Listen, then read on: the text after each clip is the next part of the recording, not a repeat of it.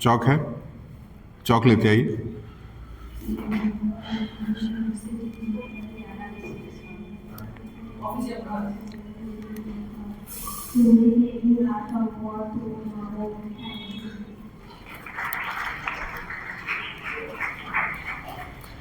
ठीक, देश के अंदर तमाम पॉलिटिकल पार्टीज हैं।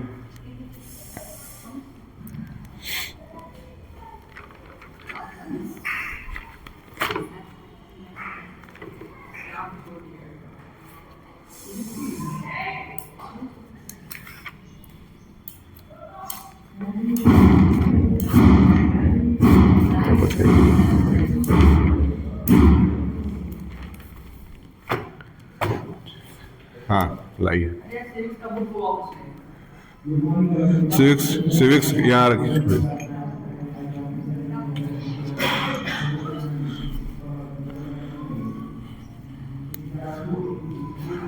चैप्टर का नाम है पॉलिटिकल पार्टीज। इसको कोशिश करते हैं निपटाने का, लेकिन इतना जल्दी नहीं निपटेगा, एटलीस्ट 2 लेक्चर में जाएगा।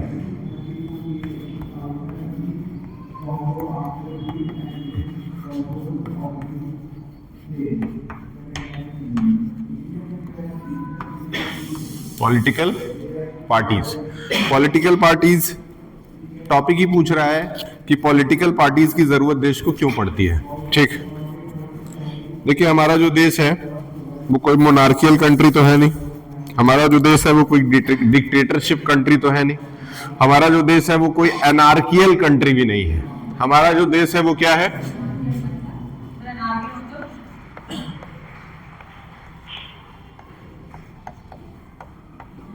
हमारा जो देश है वो क्या है? बताते हैं।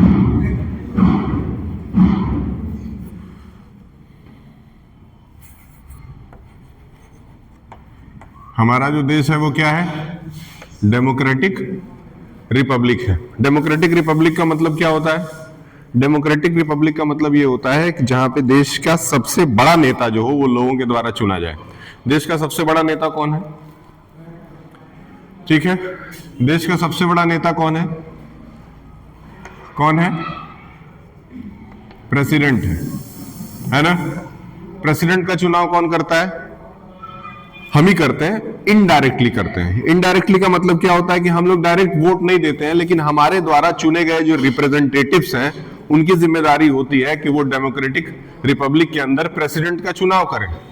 अब सवाल उठ रहा था कि 3 चीजें, एक था तुम्हारा क्या बताया? मोनार्कियल, सबको पता है। एक था तुम्हारा डिक्टेटरशिप, सबको पता है। और एक होता है एनार्की। एनार्की का मतलब होता है कि जहां किसी भी तरह की कोई गवर्नमेंट ना हो, तो ऐसे जगहों को एनार्कियल कहते हैं। समझ में आया? जहां पे रूल ऑफ लॉ न चलता हो। ठीक, अच्छा, तो अब अगर डेमोक्रेटिक रिपब्लिक है तो जाहिर सी बात है इसमें जो सबसे इंपॉर्टेंट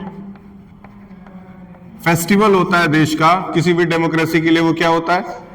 इलेक्शन होता है। ठीक, इलेक्शन का प्रोसेस हमारे यहाँ हर 5 ईयर के बाद कराया जाता है। ज्यादातर केसेस में हर 5 ईयर के बाद इलेक्शंस होते हैं देश के अंदर। सही है।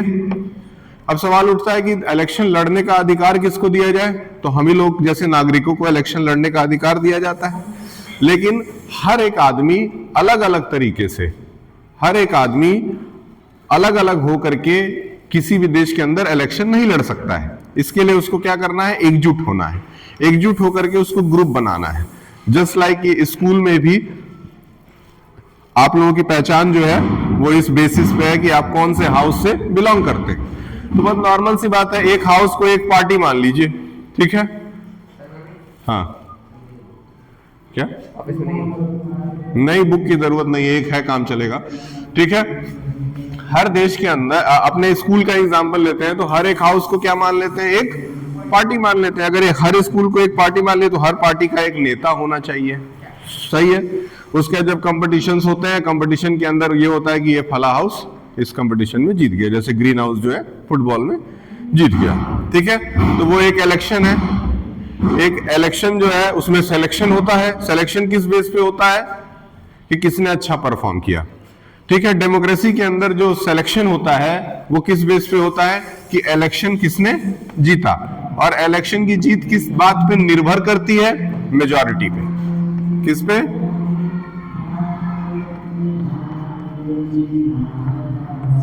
ये कौन है जो गा रहा है?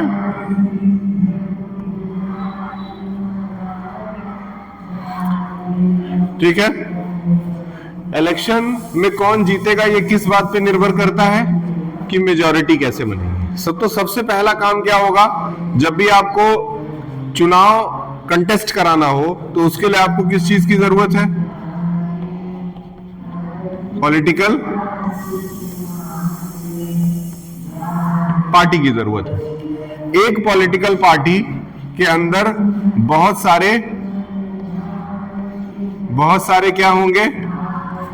मेंबर्स होंगे। जैसे ये तुम्हारा मेंबर 1 है, ये मेंबर 2 है, ये मेंबर 3 है, ये मेंबर 4 है और ये मेंबर 5 है। मान लेते हैं कि इस पार्टी में 5 मेंबर है।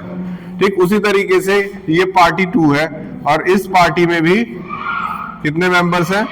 5 ही मेंबर हैं, M1, M2, M3, M4 और M5। ठीक, 5 मेंबर हैं। अब पांचों को एक एक प्लेस दे दिया जाएगा। इनको क्या दे दिया गया? P1, P2, ये थोड़ा मैथ जैसा लगने लगा, P3, P4 और P5। मतलब सबको एक एक प्लेस दिया गया चुनाव लड़ने के लिए। यही सेम प्लेस इनको भी दिया जाएगा, यानी कि इनको कौन सा प्लेस मिला? P1। इनको कौन सा मिला? P2। इनको कौन सा मिला? P3। इनको कौन सा मिला? और इनको कौन सा मिला? समझ में आ रहा है? देखो कैसे तुम्हारा एसएसटी मैथ में कन्वर्ट होने जा रहा है। अब ये जो P1 है, मतलब जिस जगह से ये प्ले लड़ रहे हैं वही सेम जगह से P2 भी, यहां वाला PM भी लड़ रहा है, P1। ये दोनों एक ही जगह से चुनाव लड़ रहे हैं। इन दोनों में से कोई एक ही जीतेगा। ठीक, उसके बाद ये जहां से लड़ रहा है उससे कौन लड़ रहा है भैया? ये लड़ रहा है। इन दोनों में से कोई एक ही जीतेगा। फिर इन दोनों में से भी कोई एक जीतेगा, इन दोनों में से भी कोई एक जीतेगा और लास्ट में आपका P5 था, सॉरी, P5 से भी P5 ही लड़ेगा। ठीक, तो 5 जगहों से चुनाव लड़ा गया। अब 5 जगहों से चुनाव लड़ा गया तो मान लेते हैं कि अगर टोटल 5 लोग हैं तो मेजॉरिटी कितने पे आ जाएगी? 3 पे आएगी कि नहीं आएगी? कम से कम जो 3 पा जाएगा वो जीत जाएगा। समझ में आया? तो सारा खेल इसी तरीके से चलता है। हर एक जगह से अलग अलग पार्टी के एक एक लोग खड़े हो जाते हैं चुनाव लड़ने के लिए एक जगह से। जैसे ये सेमरा नंबर 1 है, इससे कोई कांग्रेस का खड़ा हो गया, कोई बीजेपी का खड़ा हो गया, कोई समाजवादी पार्टी का खड़ा हो गया, कोई CPI मार्क्सिस्ट खड़ा हो गया, या लोक जनता पार्टी, तो RJD, तो JDU, बहुत सारी पार्टीज हैं। सबके एक एक ही मेंबर खड़े हो सकते हैं। ऐसा नहीं हो सकता है कि एक ही जगह से बीजेपी का 2 उम्मीदवार लड़ रहा हो, नहीं, एक जगह से कोई एक उम्मीदवार होता है। स्कूल के अंदर भी इलेक्शन कराना चाहिए, इलेक्शन करा करके पूरे प्रोसेस को समझाना चाहिए। और इलेक्शन हम लोग स्कूल के अंदर करेंगे तो आपको पूरा डेमोक्रेटिक रिपब्लिक समझ में आएगा। ठीक है, वैसे भी 4 पार्टीज हैं स्कूल के अंदर, तो देखते हैं किसको मेजॉरिटी मिलती है। तो ये समझ में आया कैसे चुनाव हो रहा है। ठीक है, तो अब सवाल यहां से ये पैदा होता है कि पॉलिटिकल पार्टीज की जरूरत हम लोगों को क्यों पड़ी? क्या लगता है?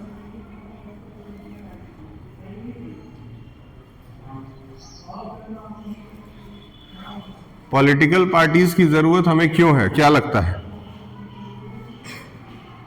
डस्टर लेते आइए। पॉलिटिकल पार्टीज की जरूरत क्यों है?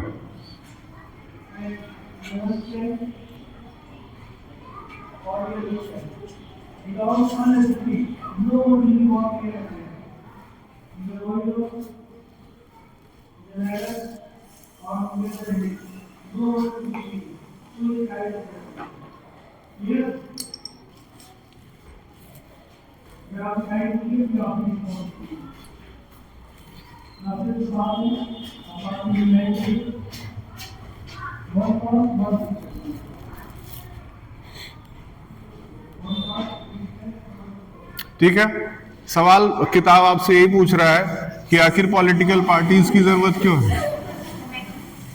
हाँ हाँ,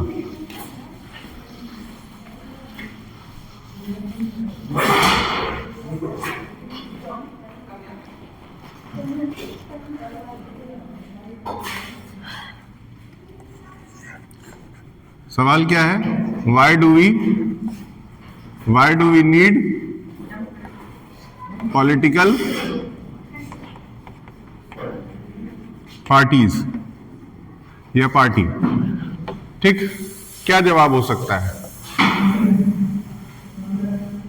सबसे पहले फॉर इलेक्टिंग रिप्रेजेंटेटिव्स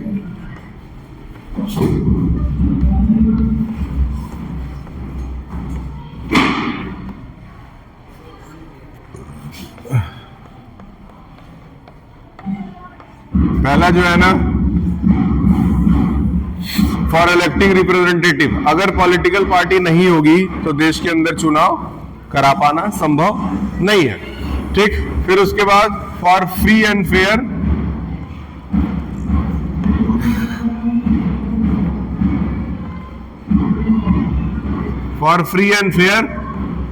इलेक्शन, अगर फ्री एंड फेयर इलेक्शन कराना है तो फिर पूरे देश को पार्टीज में डिवाइड करना पड़ेगा। ठीक, और क्या रीजन हो सकता है आपके नजर में?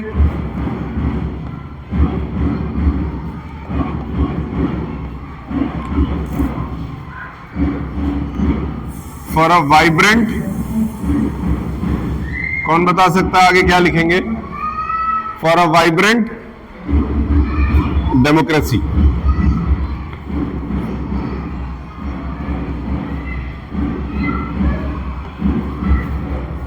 ठीक है,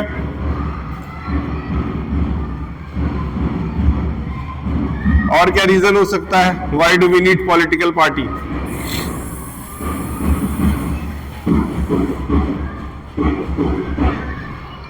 बताइए।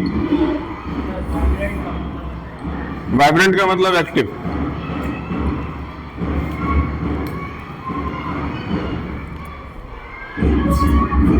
हाँ,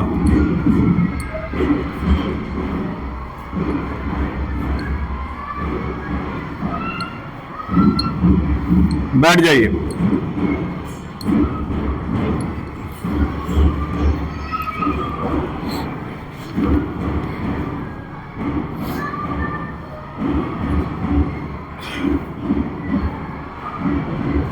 ठीक है, चलिए, ये तीनों तो मान लेते हैं पॉइंट्स थे। इसके बाद कह रहा है कि पार्टीज जो है, पार्टीज वो पब्लिक ओपिनियन को डिफाइन करती हैं। पार्टीज डिफाइंस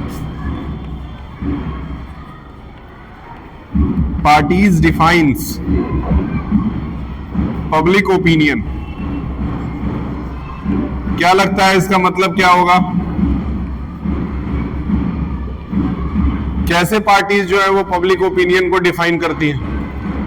जैसे हम मान के चलते हैं कि हमारी जो पार्टी है जिसको हम वोट कर रहे हैं उसकी सोच और हमारी सोच एक जैसी है, इसीलिए तो वोट कर रहे हैं।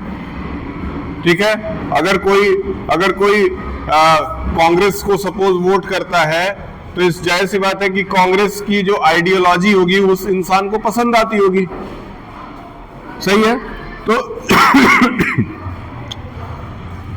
तो हम पार्टीज के हेल्प से पब्लिक ओपिनियन जान सकते हैं।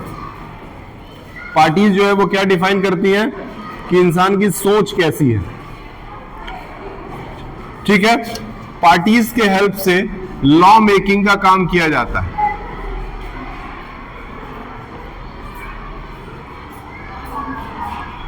लॉ मेकिंग का काम कैसे किया जाता है?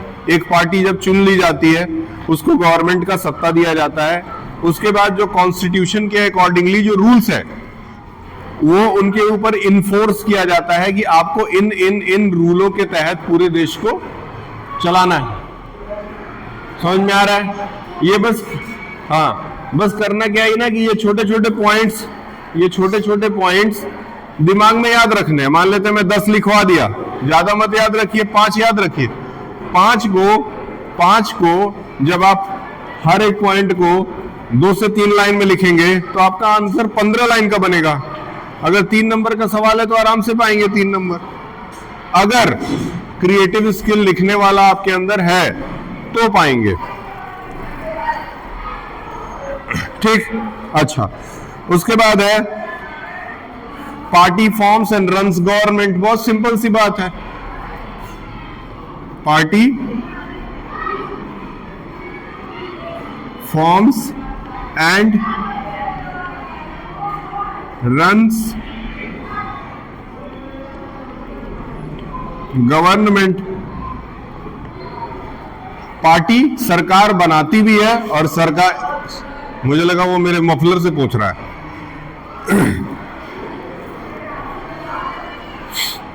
ठीक है, party forms and runs government, सीधा मतलब है पार्टी को गवर्नमेंट बनाना और गवर्नमेंट को चलाना, ये दोनों किसका काम है? पार्टी का। ठीक, सबकी अपनी अपनी कोई ना कोई फेवरेट पार्टी होगी जिसको आप लोग वोट करना चाहेंगे भविष्य में। अभी हो सकता है आपको वोट डालने का अधिकार न दिया जाए, ठीक है। पहले तो बहुत छोटे एज पे वोट डाला करते थे लोग, जब रूल एंड रेगुलेशन स्ट्रिक्ट नहीं थे। तो मुझे याद है कि क्लास 5th के एज में मैंने वोट डाला है, 5th के एज में, गांव के अंदर हरिशंकर तिवारी को, 5 क्लास के एज में। मुश्किल से कितने साल के होंगे, 10 या 11 साल के। और 2014 में 2 वोट डाला हूं एक ही दिन, एक यहां से एक फिर गांव जाकर के। मतलब अभी भी ये कहा जाए कि वाइब्रेंट डेमोक्रेसी है देश में, तो ये पूरी तरह से सही नहीं है। एक एक आदमी के पास 2-2 वोटर कार्ड है, एक उसके गांव का है वोटर कार्ड, और फिर जब वो कहीं दिल्ली चला जाता है कमाने या मुंबई चला जाता है तो वहां पे भी जाकर के वो वोटर कार्ड बनवा लेता है। तो फ्री एंड फेयर इलेक्शन अभी भी देश में सही तरीके से नहीं हो रहा है, इसमें कोई दो राय नहीं। ये नोट कर लीजिएगा, हाथ पैर सुबह चलेगा नहीं, आप भी नोट कर लीजिए।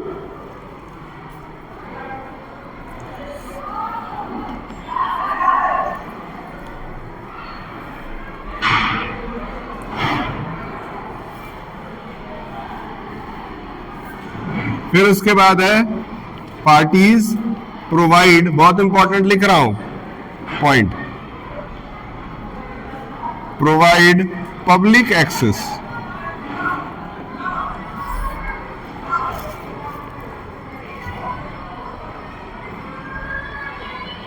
Public access to the government. ये बहुत इंपॉर्टेंट पॉइंट है। कह रहा है कि आपकी तो भैया डायरेक्ट सरकार से बातचीत होती नहीं है, तो फिर आपकी बातें सरकार तक कौन पहुंचाएगा? तो आपके पार्टी के मेंबर्स पहुंचाएंगे। देखिए कितने सिंपल लैंग्वेजेस में इन सब चीजों को हम लोग चाहे तो डिस्कस करके तैयार कर सकते हैं। 2 लेक्चर इसको टोटल पढ़ाने में लगेगा। पहला पार्ट तो यही है, दूसरे पार्ट में हम लोग देश में नेशनल पार्टीज और रीजनल पार्टीज के बारे में पढ़ेंगे।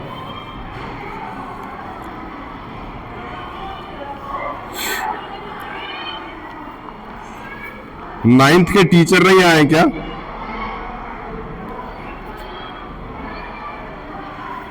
और एक पॉइंट और लिखिए, पार्टीज पुट फॉरवर्ड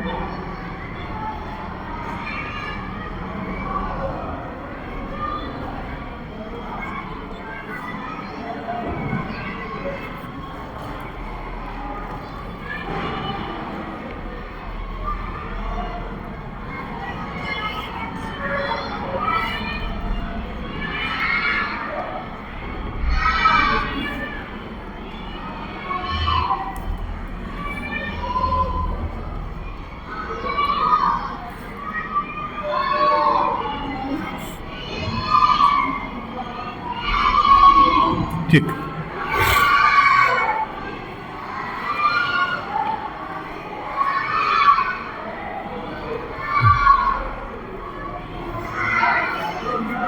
ठीक, अब बहुत ध्यान से एक बार इसको शुरू से लेकर के अंत तक समझ लेते हैं, क्योंकि जब ये पढ़ाना शुरू किया है तो उस समय 4-5 की जनसंख्या थी, अब जनसंख्या लगभग 12 या 14 की है। ठीक है, थोड़ा जल्दी लिखिए।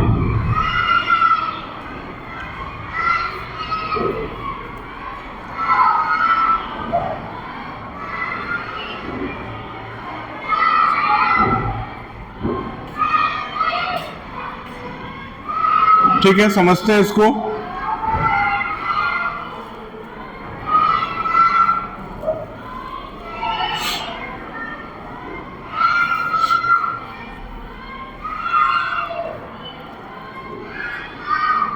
चलिए अब 1 मिनट रुक जाइए, इसको समझ लीजिए, फिर उसके बाद से आप लिख लीजिएगा। देखिए पहला पॉइंट क्या है, कह रहा है कि आखिर पॉलिटिकल पार्टी की जरूरत देश को क्यों है। आपको, हमको, नेताजी लोगों को, मोदी जी को, योगी जी को, अखिलेश जी को, इन सब लोगों को पार्टीज की जरूरत क्यों है? तो पार्टीज की जरूरत इसलिए है ताकि हम लोग अपने रिप्रेजेंटेटिव यानी कि जिस नेता को चुनना चाहते हैं उसको चुन सके। नेताओं को चुना जाता है इलेक्शन के द्वारा, ठीक है। और इलेक्शन कौन लड़ता है? इलेक्शन कौन लड़ता है?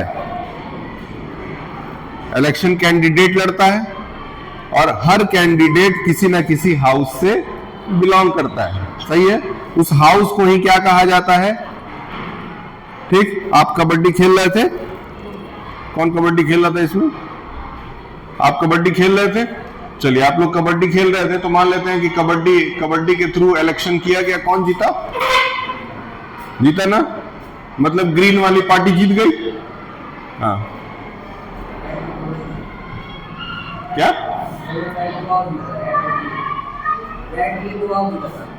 दो, अभी फाइनल नहीं हुआ था, ठीक। मतलब कहने का मतलब है कि अभी दो पार्टीज को बराबर वोट मिला है, अभी फाइनल नहीं हुआ है। समझ में आया ना पार्टी का मतलब? आपके स्कूल में 4 पार्टीज हैं, ठीक है।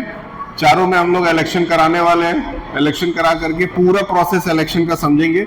इलेक्शन का जिस तरीके से प्रचार होता है, रैली होता है, उसी तरीके से आपको भी रैली करने का मौका मिलेगा। अपने रिप्रेजेंटेटिव से जा करके आपको अब सवाल पूछने का मौका मिलेगा। ये सारा इलेक्शन प्रोसेस स्कूल में होगा तो आपको ज्यादा समझ में आएगा, लेकिन उससे ज्यादा यहां समझ में आएगा अगर आप मेरी बात सुनेंगे, आएगा समझ में। तो पहले अगर आपको किसी नेता को चुनना है तो वो किसी पार्टी के थ्रू ही चुना जा सकता है। अगर देश में इलेक्शन कराना है और सही ढंग से कराना है तो फिर क्या करना पड़ेगा? एक अच्छी पार्टी देश में होनी चाहिए, ठीक है। उसके बाद है एक वाइब्रेंट डेमोक्रेसी के लिए। डेमोक्रेसी का मतलब क्या होता है? लोकतंत्र होता है। लोकतंत्र मतलब जहां देश का जो नेता है वो किसके द्वारा चुना जाता है। जब आप पहला पेज खोलते हैं तो उस पर पहले प्रियम्बल लिखा होता है। प्रियम्बल में लिखा है we the peoples of India solemnly resolve. उसके आगे की बहुत सारी चीजें लिखी हुई है। प्रियम्बल का पहला पेज यही कहता है कि हम जो इस डेमोक्रेसी कह रहा हूं, जो हम लोग जो कॉन्स्टिट्यूशन का निर्माण कर रहे हैं वो इस बेस पे कर रहे हैं कि हमारा देश जो है वो एक भाईचारे के साथ एक साथ मिल करके आगे बढ़ेगा और आगे बढ़ करके तरक्की करेगा। और साथ ही साथ एक पॉइंट और लिखा हुआ है, ठीक है, इस देश के अंदर सबको लिबर्टी, फ्रेटर्निटी, ठीक, और प्राइवेसी तीनों का अधिकार दिया जाएगा। ये पहले पेज पे लिखा हुआ है संविधान के, और आपके सिविक्स के भी पहले पेज पे लिखा हुआ है किताब के, क्योंकि प्रियम्बल जो है वो पहले पेज पे दिया रहता है। आई थिंक इसमें दिया भी होगा।